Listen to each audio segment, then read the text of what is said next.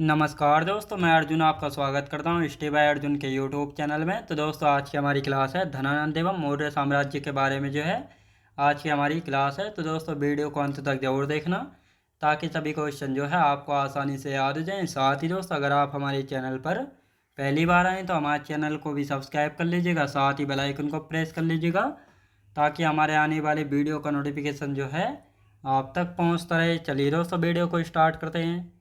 तो आज की क्लास में हम जानने वाले हैं धनानंद के बारे में और किसके बारे में दोस्तों, मौर्य साम्राज्य के बारे में। तो यहाँ पे हेडिंग डाल लेते हैं धनानंद एवं मौर्य साम्राज्य। मौर्य साम्राज्य के बारे में दोस्तों, कल की क्लास की यदि बात करेंगे तो कल की क्लास में हम पढ़ रहे थे सिकंदर के बारे में। सिकंदर के बारे में कुछ पॉइंट रह गए थे, हम पहले उनको कंप्लीट कर लेंगे और उसके बाद धनानंद के बारे में, फिर धनानंद के बारे में मौर्य वंश के बारे में जानेंगे। तो अब इन सभी को क्रम से हम लिखना स्टार्ट करते हैं। तो यहाँ पे हम बात करेंगे किसके बारे में दोस्तों, हमने कल की क्लास में जाना था सिकंदर के बारे में। सिकंदर ने भारत पर कब आक्रमण किया था? 326 बीसी में धनानंद के समय। भारत से वापस कब गया था? 325 बीसी में। कितने दिन भारत में रहा था? 19 महीने रहा था। तो इन सभी के बारे में बात करने वाले। अब लिखेंगे दोस्तों, सिकंदर की सेना ने ब्यास नदी को पार करने से मना कर दिया था। सिकंदर की सेना ने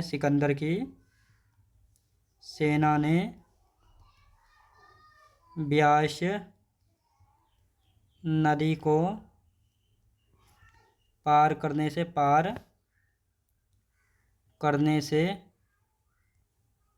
मना कर दिया था। तो इसीलिए सिकंदर भारत से वापस चला गया था। अब सिकंदर के गुरु देख लेते हैं। सिकंदर के गुरु कौन थे?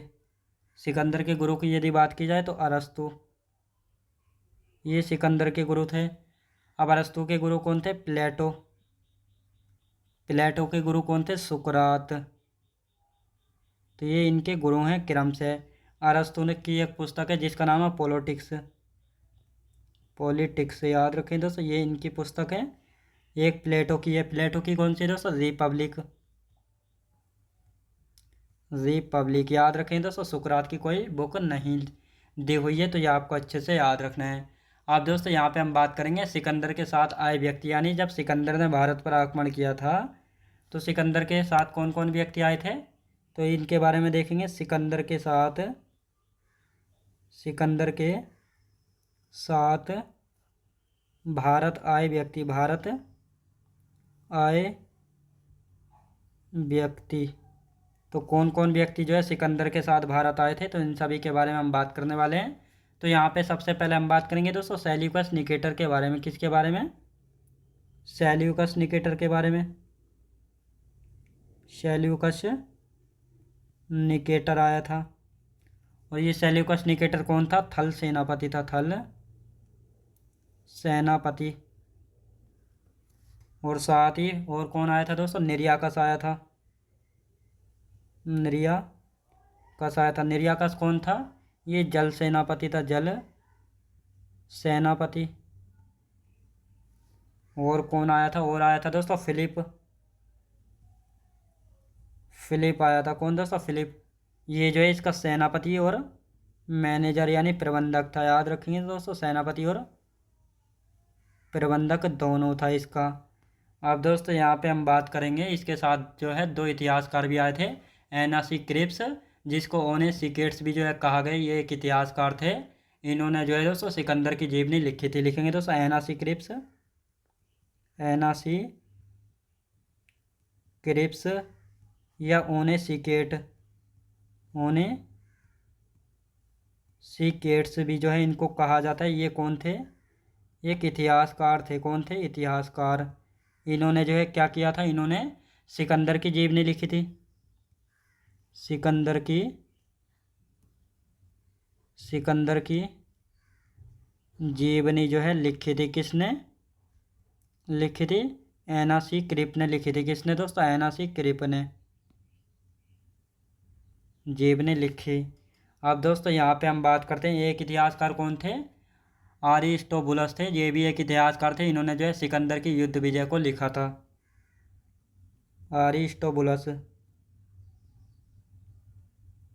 अरिस्टोबुलस कौन थे? इतिहासकार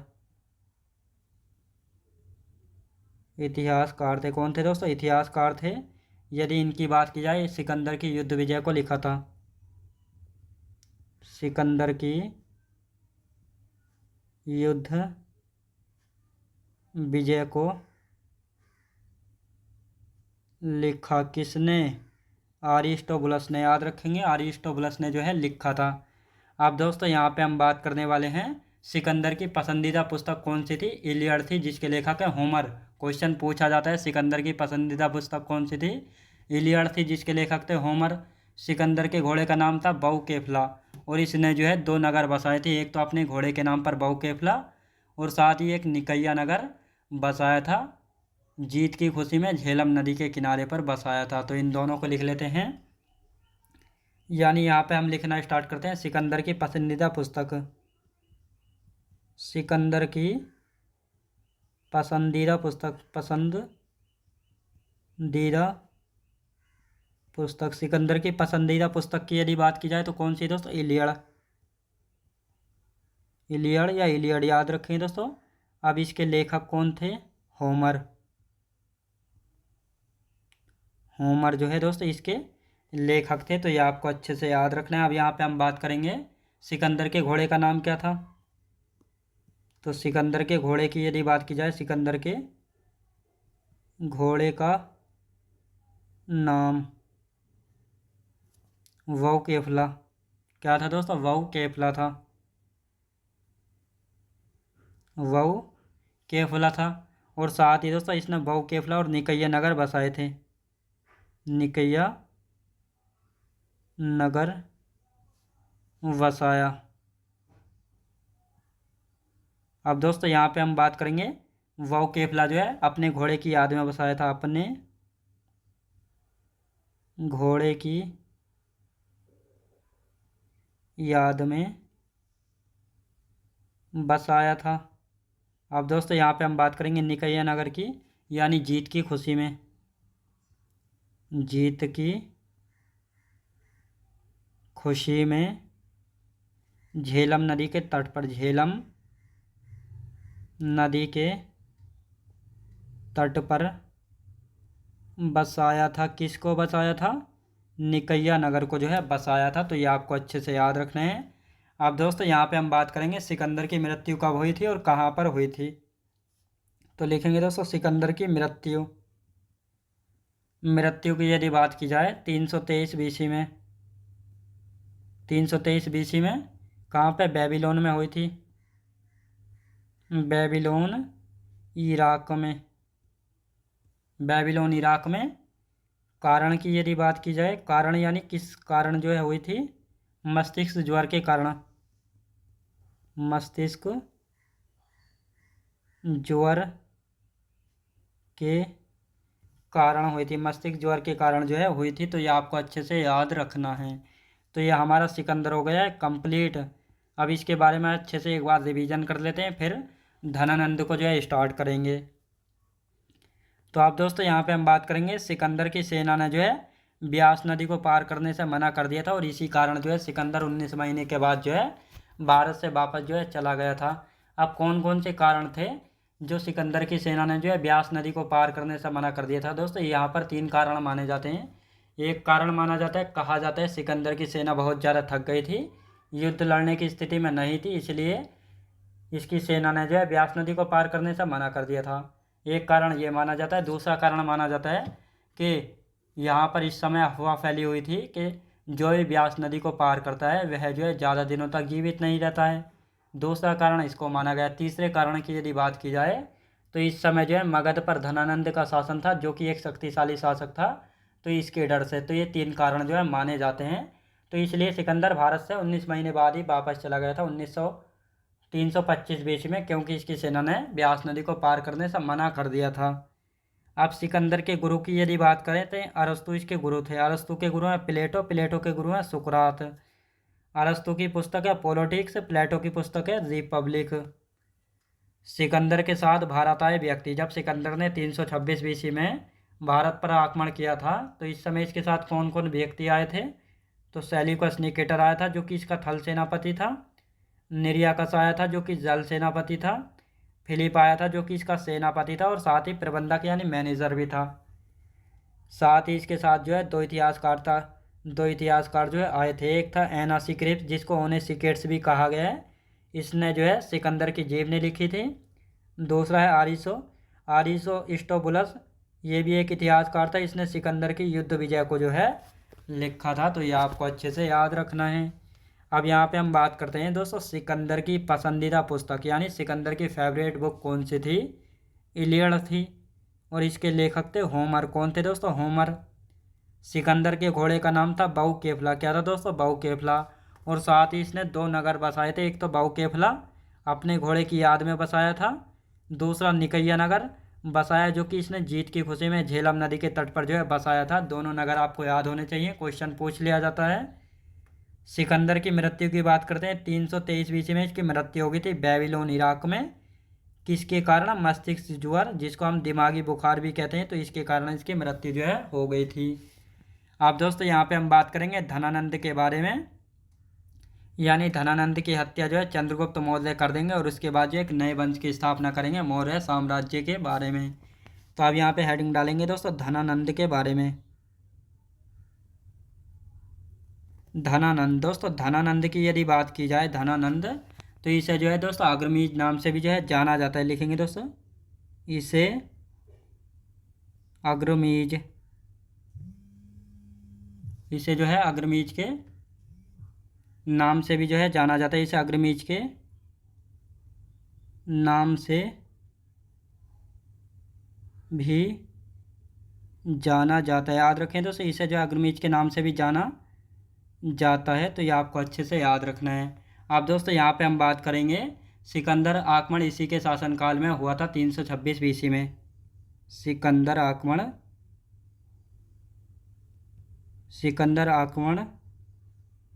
इसी के समय, इसी के शासनकाल में 326 बीसी में हुआ था। कब दोस्तों? 326 ईस्वी में हुआ था। तो ये आपको अच्छे से याद रखना है। आप दोस्तों यहाँ पे हम बात करेंगे बलरुचि विद्वान की। बलरुचि विद्वान किसके दरबार में रहते थे? तो ये धनानंद के। और साथ ही दोस्तों कात्यायन की हम बात करेंगे।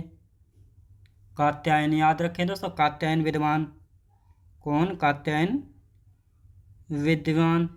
अब दोस्तों यहाँ पे हम बात करते हैं कात्यायन विद्वान। और साथ ही दोस्तों 3 ग्रंथ लिखे गए थे, यानी इसी के समय जो है 3 ग्रंथ लिखे गए। 3 ग्रंथ लिखे गए 3 ग्रंथ जो है इसी के समय लिखे गए थे। कौन कौन से 3 ग्रंथ थे? तो अब यहाँ पे हम लिखते हैं जैसे महाभाष्य। महाभाष्य को किसने लिखा था? पतंजलि ने। महाभाष्य को पतंजलि ने लिखा था। और साथ ही दोस्तों वर्तिका की यदि बात की जाए, वर्तिका को किसने लिखा था? कात्यायन ने। किसने? कात्यायन। और साथ ही दोस्तों यहाँ पे हम बात करते हैं अष्टाध्याय की। अष्टाध्याय को किसने लिखा था? पाणिनि के द्वारा जो है लिखा गया था। तो यह आपको अच्छे से याद रखना है। अब दोस्तों यहाँ पे हम बात करते हैं नंद वंश का अंतिम शासक था। लिखेंगे दोस्तों नंद वंश का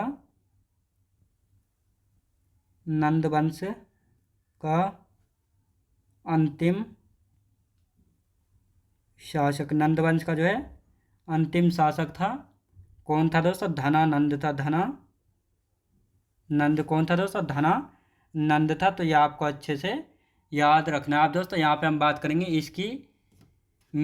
इसकी हत्या जो है चंद्रगुप्त मौर्य ने की थी और इसके बाद एक नए वंश की स्थापना की थी। लिखेंगे दोस्तों इसकी हत्या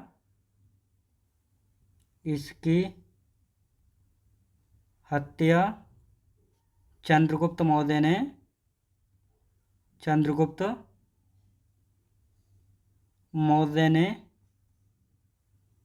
की थी। इसकी हत्या जो है चंद्रगुप्त मौर्य ने की थी। और साथ ही दोस्तों चंद्रगुप्त मौर्य ने की थी। इसके बाद एक नए वंश की स्थापना की थी। इसके बाद एक नए वंश की स्थापना की थी। इसके बाद जो एक नए वंश की स्थापना की थी। अब दोस्तों इसकी हत्या जो है किसके सहयोग से की थी? सहयोग की यदि बात की जाए आचार्य चाणक्य के सहयोग से। आचार्य चाणक्य, याद रखें दोस्तों, आचार्य चाणक्य के सहयोग से हत्या जो है की थी। तो ये आपको अच्छे से याद रखना है। अब दोस्तों धनानंद जो है हमारा समाप्त हो चुका है। अब पहले हम इसको समझ लेते हैं कि चंद्रगुप्त मौर्य ने जो है धनानंद की हत्या क्यों की थी। तो सबसे पहले हम बात करेंगे दोस्तों धनानंद। इसे जो है अग्रमीज के नाम से भी जो है जाना गया है। सिकंदर आक्रमण इसी के शासनकाल में 326 बीसी में हुआ था। बलूची विद्वान, कात्यायन विद्वान इसी के दरबार में थे। इसके समय 3 ग्रंथ लिखे गए थे। महाभाष्य जो कि पतंजलि ने लिखा था, वर्तिका कात्यायन ने, और अष्टाध्यायी पाणिनि ने जो है लिखा था। तो ये आपको अच्छे से याद रखना है। अब यहाँ पे हम बात करेंगे नंद वंश का अंतिम शासक कौन था? धनानंद था। कौन? धनानंद था। इसकी हत्या चंद्रगुप्त मौर्य ने की और इसके बाद एक नए वंश की स्थापना की।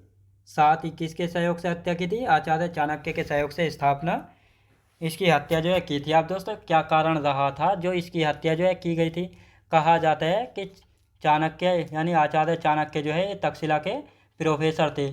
और साथ ही दोस्तों इनके जो है कुछ गुप्तचर यानी इन्होंने कुछ अपने जासूस जासूस जो है रख रखे थे ताकि पता लग सके कौन जो है भारत पर आक्रमण करने वाला।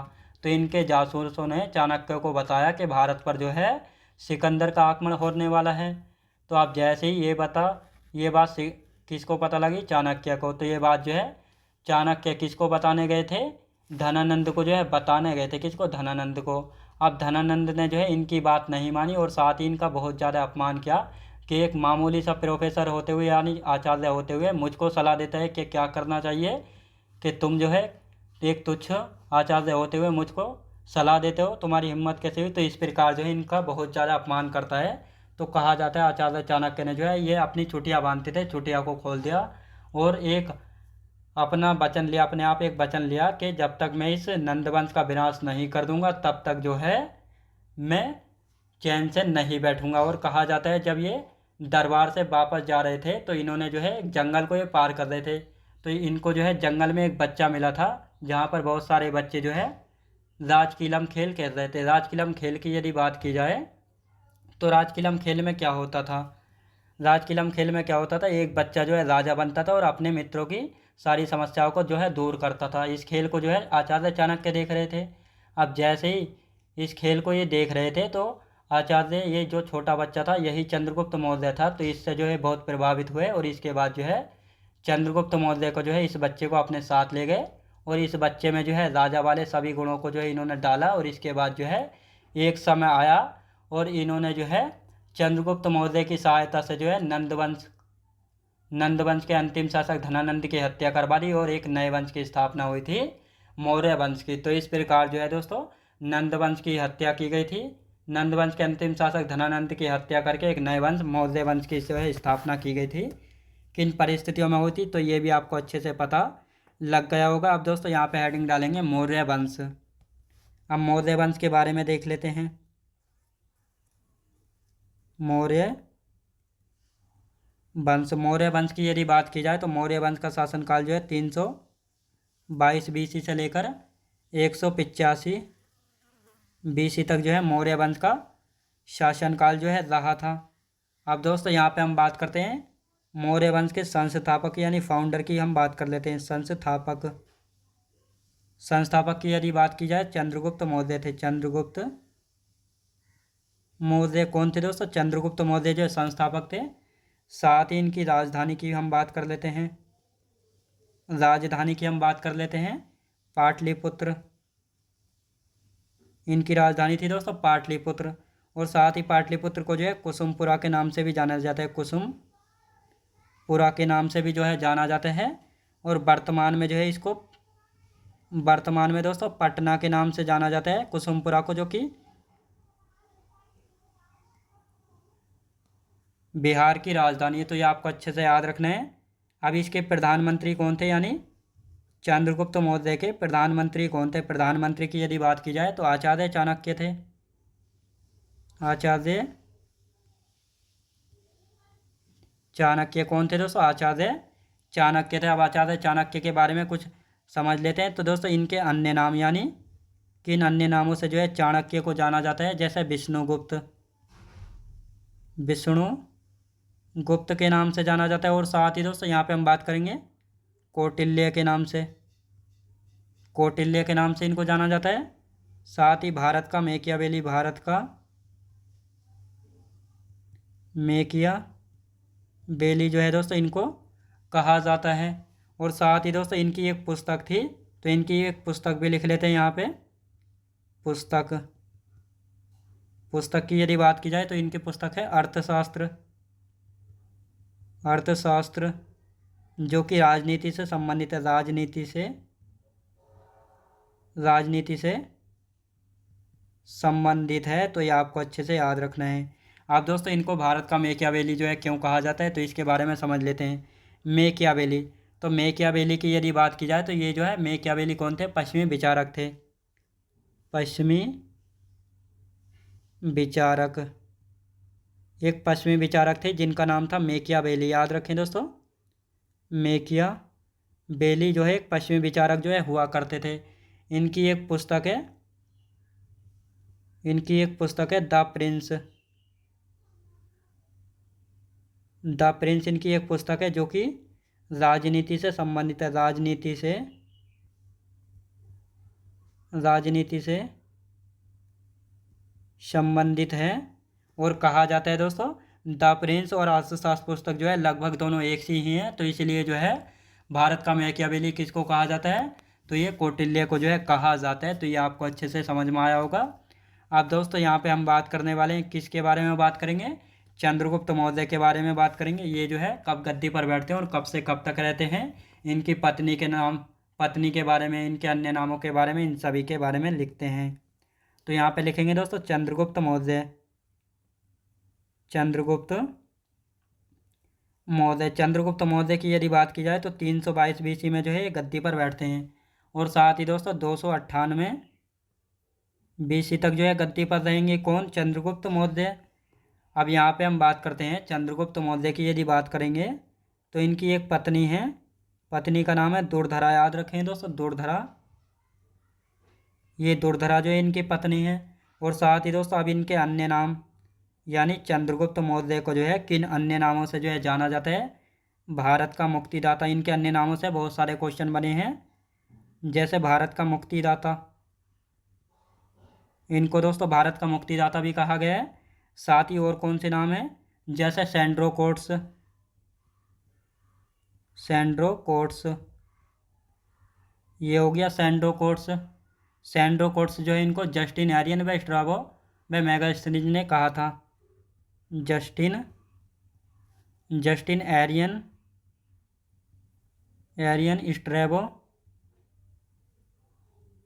स्ट्रैबो व मेगास्थनीज ने कहा था। और ये मेगास्थनीज भी चंद्रगुप्त मौर्य के समय ही जो है आया था, तो इसके बारे में भी जानेंगे। और साथ ही दोस्तों एंड्रोकोट्स और सेंड्रोकोट्स, तो ये दोनों इन्हीं के नाम हैं। एंड्रोकोट्स एपियन ने व प्लूटार्क ने इनको कहा था, प्लूटार्क ने जो है इनको कहा था। तो ये आपको अच्छे से याद रखना है। साथ ही सेंड्रोकोट्स से जो है चंद्रगुप्त मौर्य की पहचान किसने की थी, विलियम जोन्स ने। तो इस पॉइंट को भी यहाँ पे हम लिखेंगे। यानी यहाँ पे हम बात करते हैं दोस्तों सेंड्रोकोट्स से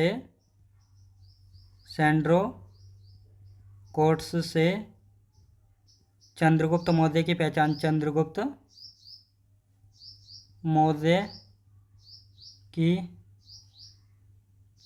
मौर्य की पहचान किसने की थी, विलियम जोन्स ने,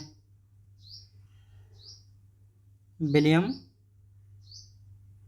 जोन्स ने जो है की थी। तो ये आपको अच्छे से याद रखना है। अब दोस्तों यहाँ पे हम बात करेंगे प्रथम भारतीय यानी प्रथम भारतीय साम्राज्य का संस्थापक, प्रथम भारतीय साम्राज्य का संस्थापक, साम्राज्य का संस्थापक जो है इनको कहा जाता है। अब दोस्तों यहाँ पे हम बात करेंगे भारत का प्रथम ऐतिहासिक सम्राट, भारत का प्रथम ऐतिहासिक सम्राट, ऐतिहासिक सम्राट किसको, चंद्रगुप्त मौर्य को कहा जाता है। और साथ ही दोस्तों यहाँ पे हम बात करेंगे भारतीय स्वतंत्रता संग्राम का प्रथम नायक। भारतीय स्वतंत्रता भारतीय स्वतंत्रता संग्राम का प्रथम नायक किसको कहा जाता है, चंद्रगुप्त मौर्य को जो है कहा जाता है।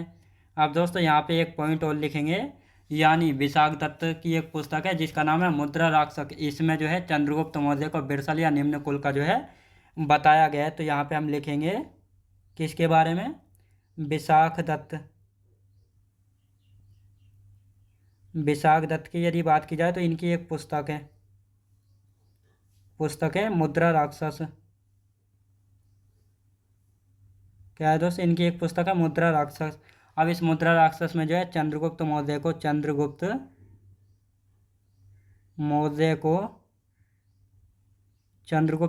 को बिरसल या निम्न कुल का कहा गया है, निम्न कुल का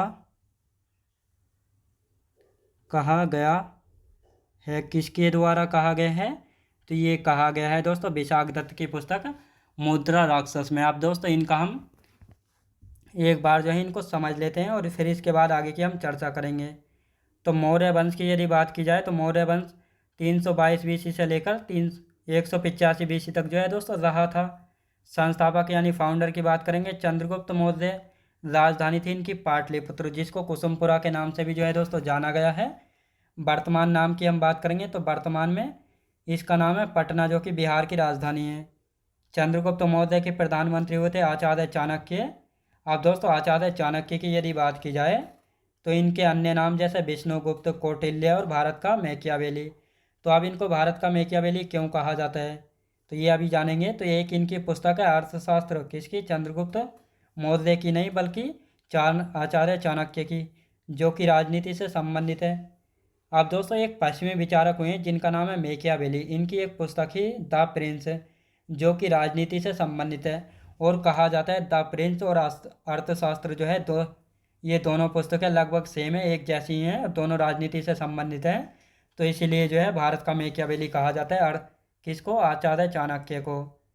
चंद्रगुप्त मौर्य की यदि बात करेंगे तो ये 322 बीसी में गद्दी पर बैठते हैं और 298 बीसी तक रहते हैं।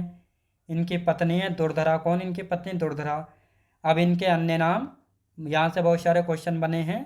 जैसे भारत का मुक्तिदाता चंद्रगुप्त मौर्य को कहा जाता है सैंडोकोट्स। चंद्रगुप्त मौर्य को जस्टिन, एरियन, स्ट्रैबो और मेगास्ट्रीन ने कहा था। एंड्रोकोट्स एपियन और प्लूटार्क ने। सैंडोकोट्स से चंद्रगुप्त मौर्य की पहचान विलियम जोन्स ने की थी।